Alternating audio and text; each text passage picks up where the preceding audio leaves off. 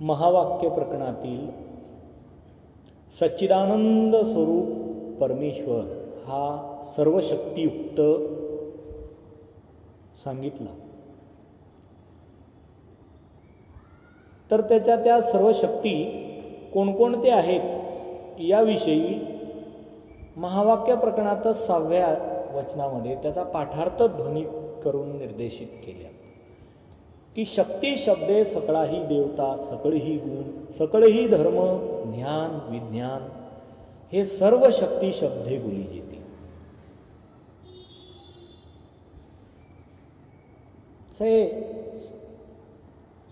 सर्वज्ञ श्री चक्रधर स्वामींनी स्वतःच त्या शक्तींचं सविस्तर वर्णन केलेलं आहे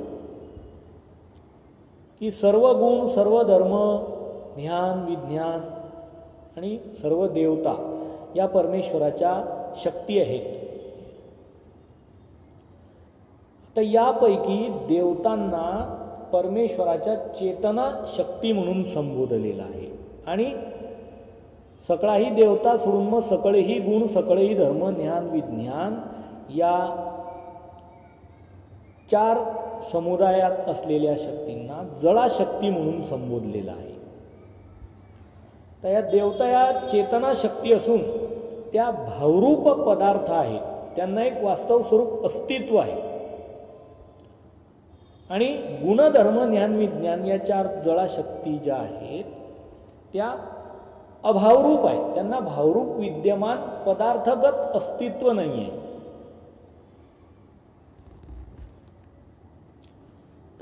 त्यापैकी ज्या सकळाही देवता या चेतना शक्ती आहे, भावरूप शक्ती आहे, त्रिगुणात्मक शक्ती आहे, अपराशक्ती आहेत. त्या देवतांच्या बद्दल अन्यव्यावृत्ती या प्रकरणामध्ये नीचादिक्रमी उच्च कर्मभूमीपासून तर आदिशक्ती चैतन्य मायेपर्यंत 9 स्थानांमध्ये 81 कोटी सव्वा लक्ष 10 देवतांचा निर्देश केलेला आहे. त्यामध्ये प्रतिब्रह्मांडात कर्मभूमीपासून तर विश्वेपर्यंत 81 कोटी सव्वा लक्ष 9 अशा अनंत ब्रह्मांडांमध्ये प्रतिब्रह्मांडात इतक्या देवता आणि या अनंत ब्रह्मांडांना व्यापक एक हरित वर्णाची भरीव चेतन गोलाकार त्रिगुणात्मक अशी पंचप्रकारात्मक सामर्थ्याने संयुक्तिक असलेली आदिशक्ती चैतन्य माया या समग्र देवता शक्ती आहेत. आणि या सकळाही देवतांमध्ये जी आदिशक्ती चैतन्य माया आहे ती जरी देवता पदार्थात असली आणि शक्ती संयुक्तिक भावामध्ये तिला निर्देशित केलेलं असलं तरी स्वतः सर्वज्ञ श्री चक्रधर स्वामींनी त्याच आदिशक्ती चैतन्य मायेचा 83 स्वरूपामध्ये अंतर्भाव केलेला आहे. मग ही 83 स्वरूपात अंतर्भूत असलेली जी आदिशक्ती चैतन्य माया आहे ही सर्व देवतांची स्वामिनी आहे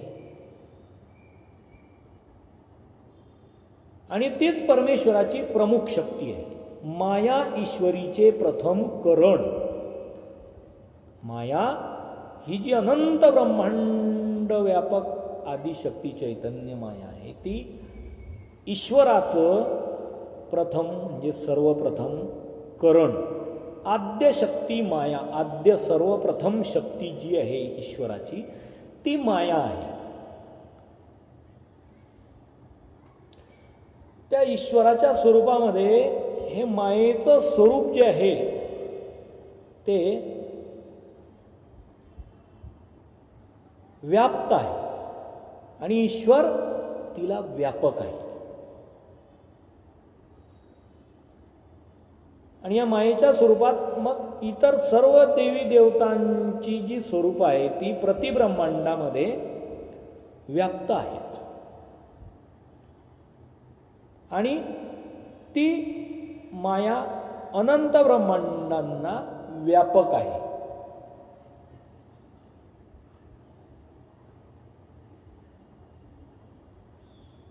आणि म्हणून पर्यायानेच ही सर्व प्रतिब्रह्मांडातील देवतांची जी स्वरूप आहे ती ईश्वराच्या स्वरूपातच व्याप्त असल्याचे आपल्याला दिसून येतं.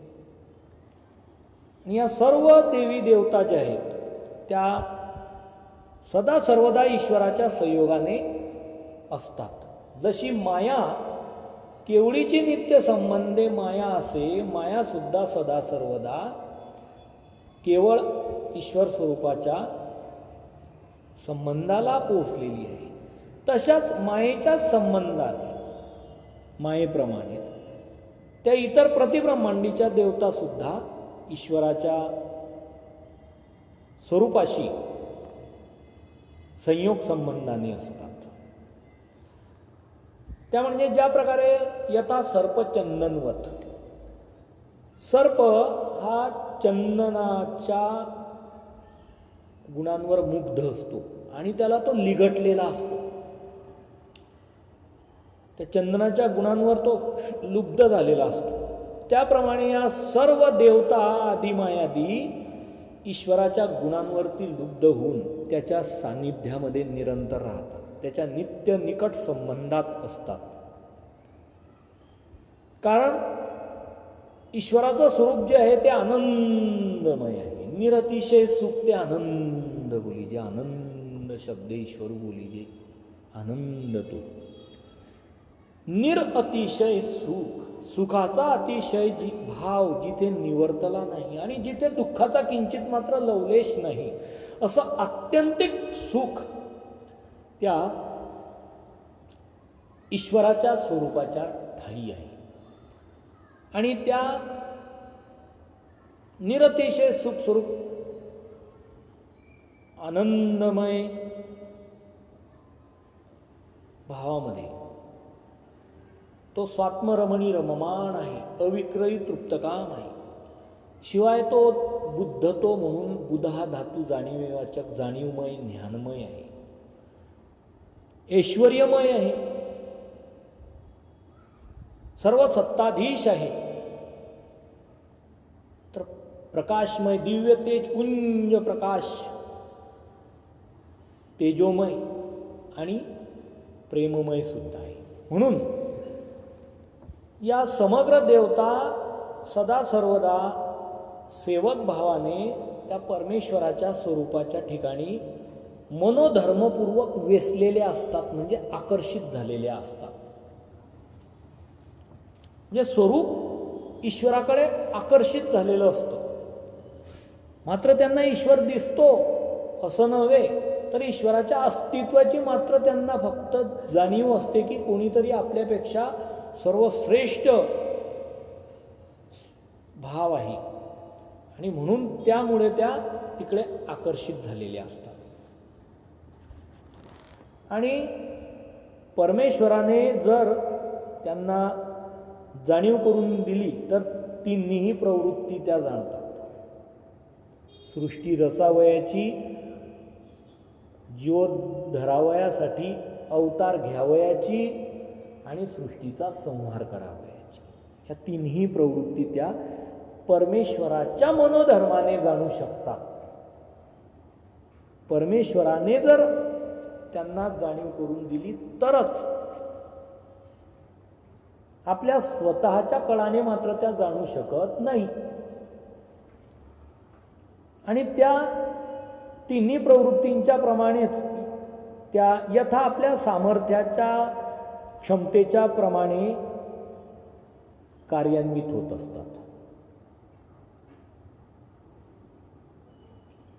परमेश्वर ज्या वेळेला पृथ्वी तलावर कर्मभूमीमध्ये जीवाच्या उद्धाराच्या हेतुस्तव अवतार धारण करतो, त्यावेळेला त्या सर्व देवता ज्या आहे आदिमायादी कर्मभूमीच्या शेवटी यक्षिणीपर्यंतच्या, त्या ओळखण्यांच्या रूपाने सेवा दास्य करण्यासाठी अवतीर्ण होत असतात.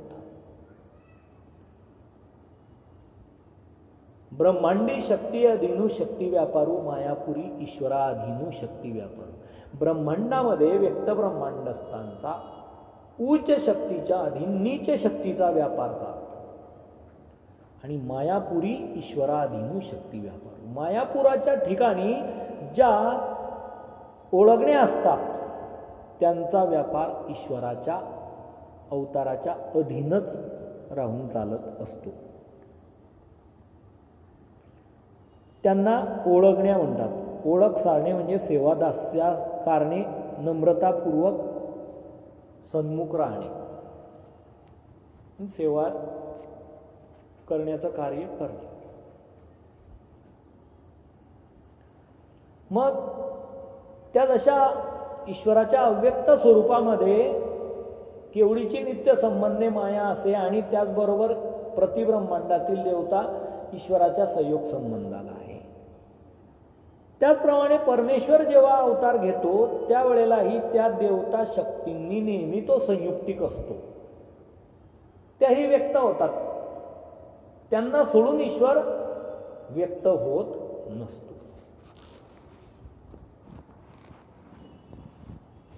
आता या सर्व देवता परमेश्वराच्या शक्ती आहेत. म्हणजे त्या निचादिक्रमे उच्च कमी अधिक प्रमाणामध्ये सामर्थ्य संपन्न असतात. परमेश्वर सुद्धा आपली सर्व कार्य त्या देवतांकडूनच करून घेत असतो. हे आपण आद्यशक्ती माया, माया ईश्वरीचे प्रथमकरण या वचनात पाहिलं. आणि परमेश्वराचा सकळही व्यापारू तो शक्ती द्वारकू या वचनामध्येही सांगितलं. तर व्यक्त ब्रह्मांडात ब्रह्मांडस्थांच्या रूपाने या सृष्टीचा व्यापार या देवताच करीत असतात.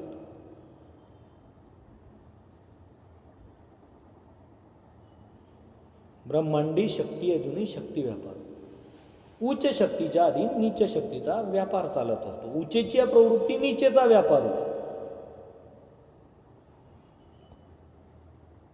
आणि सृष्टीचा व्यापार करीत असताना आपापल्या भक्तांचा कैवार घेण्यासाठी त्या देवतेसी लीळा विग्रह धार्यत्व आती.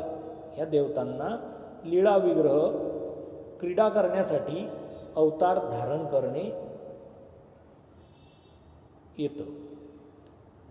म्हणजे त्या विग्रह धारण करून अवतरू शकतात आपल्या भक्तांचा कैवार घेण्यासाठी. आणि मनुष्य देहाच्या पिंडात सुद्धा त्या अंशत्वाने येत असतात.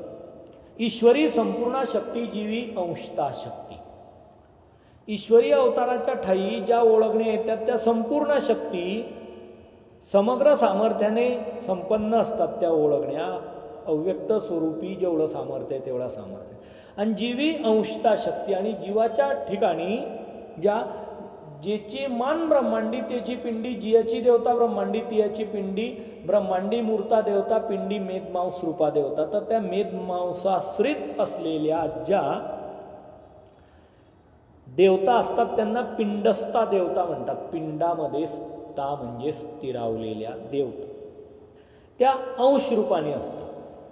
ब्रह्मांडी संपूर्ण देवता पिंडी अंश रूपाने, त्या अंश रूपाने असतात.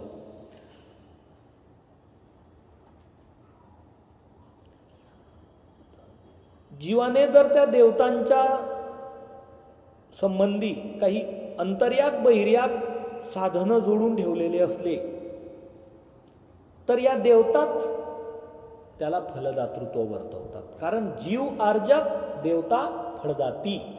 जीवाच्या अर्जकत्वानुसार पाप पुण्याच्या लेपाच्या अनुसार यथा अनुक्रमे फळ भोग दातृत्व करण्याची परवड म्हणजे अनुक्रम आला असता या देवता त्याला सुखदुःखरूप फळाचं दातृत्व वर्तवित असतात.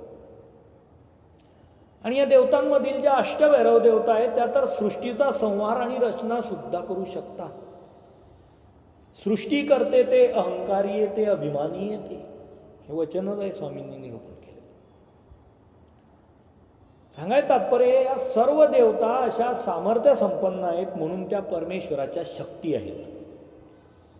आणि या शक्तीद्वारेच परमेश्वर आपली सर्व सृष्टी रचना, अवतार घेणे, ज्ञान प्रेम साधन देऊन जीवाला सहाय्यता वर्तवणे, त्याचा उद्धार करणे, का सृष्टीचं कार्य संचलन करणे आणि सृष्टीचा संहार करून घेणे.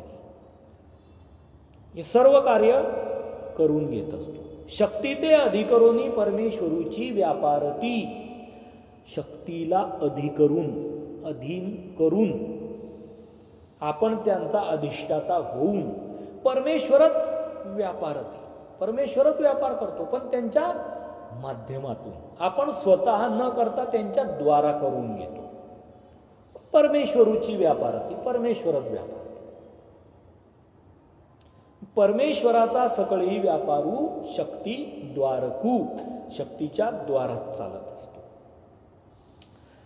परमेश्वराच्या स्वरूपांग पंचप्रकारांच्या शिवाय या सर्व देवतांचे पंचप्रकार ते अन्यत्राचे नि मापाचे नि प्रमाणे परमेश्वराच्या ठिकाणी असतात. म्हणजे अन्यत्र अति ते ईश्वरी अति, ईश्वरी अति ते अन्यत्र नाही, या वचनाच्या प्रमाणानुसार. परमेश्वराची जी आद्यशक्ती किंवा प्रथमकरण असलेली जी आदिशक्ती चैतन्यमय आहे, ही सर्व देवतांची प्रमुख स्वामिनी आहे. ती एखाद्या पतिव्रता स्त्रीप्रमाणे परमेश्वराच्या स्वरूपाच्या ठिकाणी पूर्णपणे सातत्याने वेसलेली असते. केवढीची नित्य संबंधे माया असे नित्य संबंधाला ती आहे. ती परमेश्वराची आद्यशक्ती असल्यामुळे एखाद्या चक्रवर्ती सम्राटाप्रमाणे तो सम्राट ज्याप्रमाणे आपला सर्व राज्यकारभार मुख्य प्रधानांच्या द्वारा चालवित असतो, त्याप्रमाणे परमेश्वर सुद्धा हा आपला सर्व व्यापार त्या आद्यशक्ती मायेच्या द्वारा चालवित असतो. आणि अनंत ब्रह्मांडातील अनंत देवतांवर म्हणजे अनंत शक्तींवर या मायेची व त्या मायेवर परमेश्वराची सत्ता आहे. म्हणून त्याला अनंत शक्ती परमेश्वरू असं संबोधलेलं आहे की परमेश्वर हा अनंत शक्ती आहे. इथे या वचनात अनंत शक्ती परमेश्वरू म्हटलेलं आहे. अनंत शक्तियुक्त म्हटलेलं नाहीये. म्हणजे अनंत शक्ती ज्या आहेत त्या संयुक्तिक रूपाने जरी असल्या तरी परमेश्वराचंच एक अविभिन्न अंग आहे. म्हणून अनंत शक्ती परमेश्वरू म्हटलेलं आहे.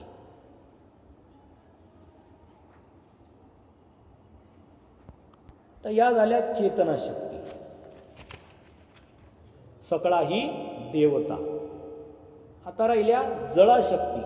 सकळ ही गुण, सकळ ही धर्म, ज्ञान, विज्ञान, या चार जळाशक्ती. तर त्या परमेश्वराच्या चेतना शक्तीच्या देवता त्यांचं स्वरूप हे भावरूप आहे. आणि जे गुणधर्म ज्ञान विज्ञान या परमेश्वराच्या जळाशक्ती आहे त्यांचं स्वरूप अभावरूप आहे. मग या गुणधर्म ज्ञान विज्ञान परमेश्वराच्या चार जळाशक्ती आहेत. त्याविषयी एक महत्वाची बाब अशी आहे की परमेश्वराच्या स्वरूपात ईश्वर स्वरूपाप्रमाणेच अनंत गुण अनंत धर्म सुद्धा स्वरूपांग गुणधर्माशिवाय त्याच्या ठिकाणी शक्तिरूप गुणधर्म निराळेच आहे. जसं एखाद्या वज्रदेही माणसाने आपल्या शरीरावर वज्र कवच किंवा वज्राची अंगी धारण केलेली असावी, त्याप्रमाणे ह्या शक्ती असतात. तर स्वरूपांग धर्म हे वज्रदेहाप्रमाणे असतात, तर शक्तिरूप धर्म हे वज्र कवचाप्रमाणे वज्रांगीप्रमाणे असतात. तसंच ज्ञान विज्ञानाच्या बाबतीत सुद्धा तीच वस्तुस्थिती आहे.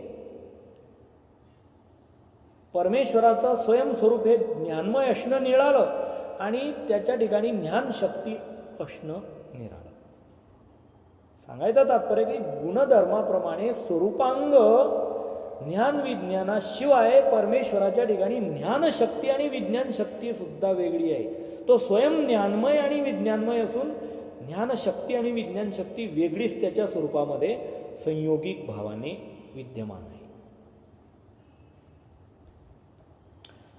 आणि अन्यत्राचे मापाचे प्रमाणे परमेश्वराच्या ठिकाणी सर्व देवतांची जी सामर्थ्य म्हणजे पंचप्रकार आहे, म्हणजे एका ब्रह्मांडात 81 कोटी 1.25 तर प्रतिब्रह्मांडात इतक्या अशा अनंत ब्रह्मांडातील देवता आणि अनंत ब्रह्मांड व्यापक आदिशक्ती चैतन्य माया या समग्र सकळाही देवतांच्या ठिकाणी जे ज्ञान सुख सामर्थ्य प्रकाश ऐश्वर्य 5 प्रकारचे सामर्थ्य आहे, या सर्वांचं सामर्थ्य मिळून जेवढं सामर्थ्य तयार होईल तेवढं सामर्थ्य परमेश्वर स्वरूपामध्ये असतं. त्याला अन्यत्राचेनी मापाचेनी शक्ती असं म्हटलं जातं. परंतु हे मत भाष्यकारांचं आहे. आणि अन्यत्र आती ते ईश्वरी आती, ईश्वरी आती ते अन्यत्र नाही, या वचनावरून त्यांनी तो अर्थबोध करून घेतलेला आहे. मात्र त्यांनी तो कारणाकडे नेला स्वरूपामध्ये. ते वचन स्वामींनी मुळात कार्यावर सांगितलेलं आहे की अन्यत्र आती ते ईश्वरी आती. अन्यत्र म्हणजे ईश्वराच्या खेरीज अन्य देवता ज्या शक्ती आहे त्यांच्या ठिकाणी जे दान दातृत्व करण्याची क्षमता आहे ते ईश्वरी आती, ते ईश्वराच्या ठिकाणी सुद्धा आहे. ईश्वर सुद्धा ते दान दातृत्व देऊ शकतो. मात्र ईश्वरी आती ते अन्यत्र नाही. ईश्वर जे दान दातृत्व वर्तवू शकतो जीवांना, लीळादान, संबंधदान, ग्रहणादान का विशेषतः कैवल्यदान, आनंदमय मोक्ष, ते अन्यत्र नाही. म्हणजे ते देवतांच्या ठिकाणी नाही, देवता त्या देऊ शकत नाही, असा कार्यार्थी अर्थ आहे त्या वचनाचा. मात्र यांनी तो कारणात स्वरूपात बसवून दिला. म्हणजे मग तो अन्यत्राचेनी मापाचेनी जळा शक्ती जर म्हटल्या तर मग परमेश्वराच्या स्वरूपामध्ये मर्यादित शक्ती होऊन गेल्या. मग त्या किती म्हटलं तर प्रतिब्रह्मांडातील देवता, अनंत ब्रह्मांडातील देवता आणि माया ते मर्यादितच आहे. त्या सर्वांचं मिळून जे सामर्थ्य तयार होईल तेही मर्यादितच होईल. आणि परमेश्वराचं स्वयं स्वकीय स्वरूपामध्ये असलेल्या समग्र जळाशक्ती जी आहे, गुण धर्म ज्ञान विज्ञान या परमेश्वराप्रमाणेच व्यापकोत्तर अनंत आहे. आणि त्याच्यामध्ये मग या अन्यत्राचेनी मापाचेनी जळाशक्ती या देवतांसारखे पंचप्रकार त्याच्या स्वरूपात असणे हे गैर वाटतं मत, आणि ते मर्यादित येऊन जातं. पण असं एक मत प्रचलित आहे परंपरेत.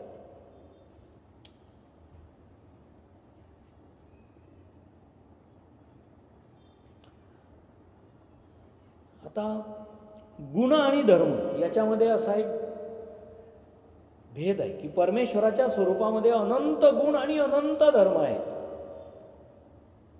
त्यापैकी गुणांचा जो विशेष आहे तो ईश्वराकडून ते इतरांना देता येतात, तसं धर्म मात्र देता येत नाही. तेव्हा जे इतरांना लावता येतात व परत घेता येतात ते गुण, आणि जे स्वरूपात धारण केले जातात अर्थात देता घेता येत नाही ते धर्म. गुण आणि धर्म हे दोन्ही जड आणि प्रकाशवंत सामर्थ्य आहेत. परंतु धर्म ईश्वराला कधीही सोडून जात नाही. म्हणजे ते ईश्वर स्वरूपाच्या ठिकाणीच आश्रयाने असतात नित्यरूपाने. ईश्वर स्वरूपापासून ते कदापि वेगळे केले जाऊ शकत नाही, किंवा ते इतर ठिकाणाहून ईश्वर स्वरूपी आणले जाऊ शकत नाही, किंवा इतर ठिकाणाहून ते आणले जातात असंही नाही. म्हणून ईश्वर स्वरूपाच्या ठिकाणी धर्म हे अविनाश भावाने असतात. आणि त्याच्या उलट गुण जे आहेत ते दोराप्रमाणे असतात, की ते इतरांना लावले तर लागू शकतात, इतरांना गुण आणून आपण घेतले तर घेता येतात. उदाहरणार्थ फुली पांडुरता हा धर्म आणि सुगंध हा गुण. फूल म्हणजे परमेश्वर स्वरूप आणि फुलाच्या ठिकाणी पांढरेपणा हा धर्माप्रमाणे, आणि त्याचा जो सुगंध आहे तो गुणाप्रमाणे. फुलाच्या स्वरूपीचा धर्म असलेला पांढरेपणा हा इतरांना दिला जाऊ शकत नाही, आणि गुणाप्रमाणे असलेला तो सुगंध जो आहे तो मात्र इतरांना दिला जाऊ शकतो, लावला जाऊ शकतो. पांढरेपणाचा धर्म फुलापासून वेगळा होत नाही, पण सुगंध जो आहे तो गुण मात्र वेगळा होऊ शकतो. त्याप्रमाणे परमेश्वर स्वरूपातील धर्म जे आहे ते स्वरूपापासून वेगळे होऊ शकत नाही, मात्र जे गुण आहे ते स्वरूपापासून वेगळे होऊ शकतात. परमेश्वराच्या स्वरूपातील असलेले जे गुणधर्म आहे यांचा आणखी एक महत्त्वाचा असा फरक आहे की गुण हे परमेश्वराच्या अव्यक्त स्वरूपात कारण रूपाने असतात आणि व्यक्त स्वरूपामध्ये म्हणजे अवतार कार्यामध्ये ते कार्यरूपाने असतात. आणि त्याच्या उलट धर्म हे अव्यक्त स्वरूपामध्ये कार्यरूपाने असतात आणि व्यक्त स्वरूपात म्हणजे अवतारी कार्यामध्ये कारण रूपाने असतात.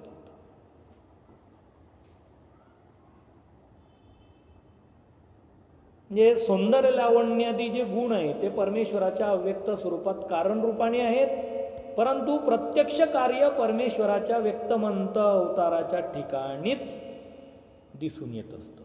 आणि त्याच्या उलट नित्यत्व व्यापकत्वादी धर्म हे परमेश्वराच्या अव्यक्त स्वरूपामध्ये कार्यरूपाने आहेत, मात्र व्यक्तमंत अवताराच्या ठिकाणी त्यांचं कार्य दिसून येत नाही.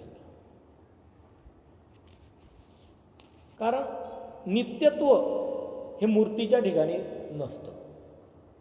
मूर्ती जे धारण केलेली आहे ती नित्य रूपाने नाही, ती जीवांचा उद्धार करण्याच्या प्रयोजनापुरती असल्या कारणामुळे समग्र जीवांचा उद्धार झाला म्हणजे मूर्तीचा नाश अवश्यंभावी आहे.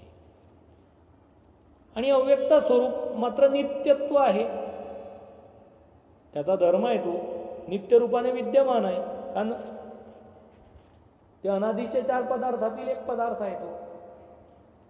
तसं व्यापकत्व हे सुद्धा मूर्तीच्या ठिकाणी नसतं, कारण मूर्ती एक देशी आहे आणि स्वरूप हे सर्व देशी आहे. मूर्ती सर्व व्यापक असू शकत नाही, स्वरूप हे सर्व व्यापक आहे.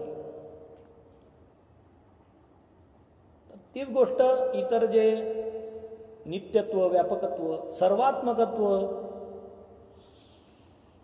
सर्व कर्तृत्व, सर्वातीतत्व, सर्व साक्षीत्व या धर्मांना सुद्धा लागू पडते.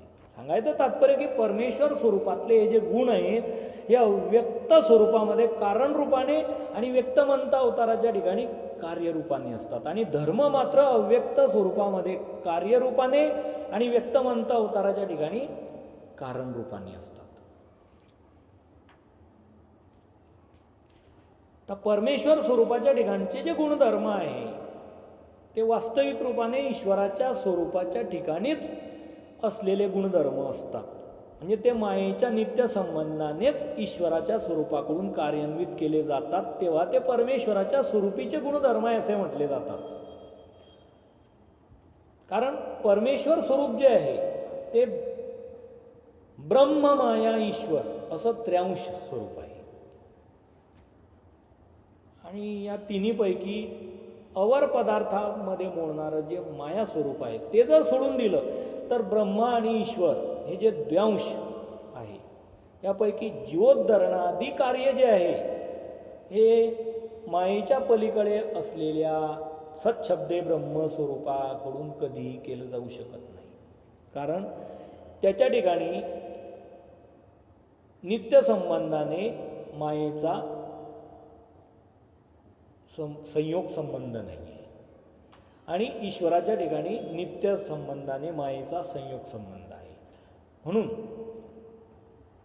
त्या केवळ माया संबंधाला असलेल्या ईश्वर स्वरूपाकडूनच हे जीवोद्धरणादी कार्य वर्तू शकतात. तेव्हा ते गुणधर्म मायेच्या द्वारा कार्यान्वित होतात. म्हणून ईश्वराच्या द्वारा जरी कार्यान्वित होत असले तरी तो माया स्वरूप संयोगाने संयुक्तिक आणि ब्रह्माने वंत म्हणून त्र्यांश परमेश्वराच्या ठिकाणीच ते गुणधर्म असतात.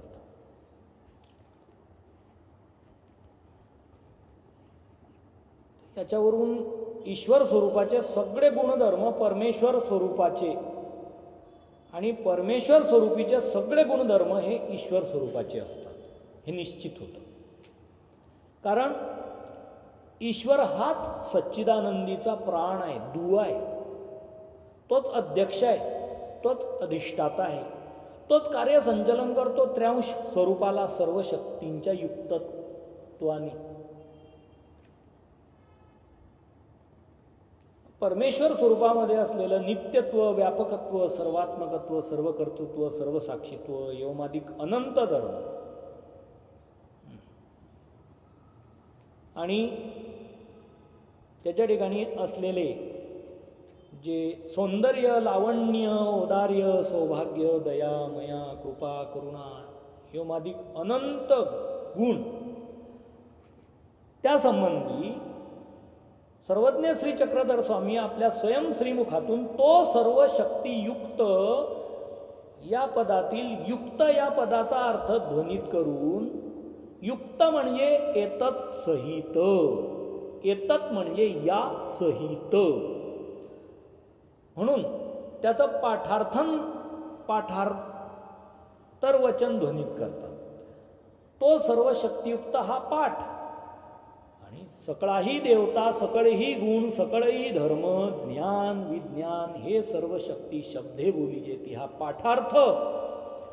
आणि युक्त या पदाचा पाठार्थ सांगतात. युक्त म्हणजे एतत् सहित म्हणजे या सहित, या सहित म्हणजे कशाच्या सहित, म्हणून पुढे महावाक्याच्या उपसंहारात शेवटी गुण आणि धर्मांच्या संबंधी सविस्तर विश्लेषण करणारे जे दोन वचनं सांगितले ते पाठार्थातील सकळही गुण आणि सकळही धर्म याचे अर्थांतर स्वरूप वचनं आहेत. सकळही गुण हा पाठ आणि युक्त म्हणजे एतत् सहित, या सहित, त्याचा अर्थांतर वचन म्हणजे सौंदर्य, लावण्य, औदार्य, दया, मया, कृपा, करुणा, एवमादिक अनंत गुण बोली जेते. सकळही धर्म हा जो सर्व शक्ती पदाचा पाठार्थ आहे त्याचं अर्थांतर स्वरूप वचन म्हणजे नित्यत्व, व्यापकत्व, सर्वात्मकत्व, सर्वातीतत्व, सर्वकर्तृत्व आणि सर्व साक्षीत्व एवमादिक अनंत धर्म बोली जेते. हे दोन वचनं अर्थांतर स्वरूप वचन आहे.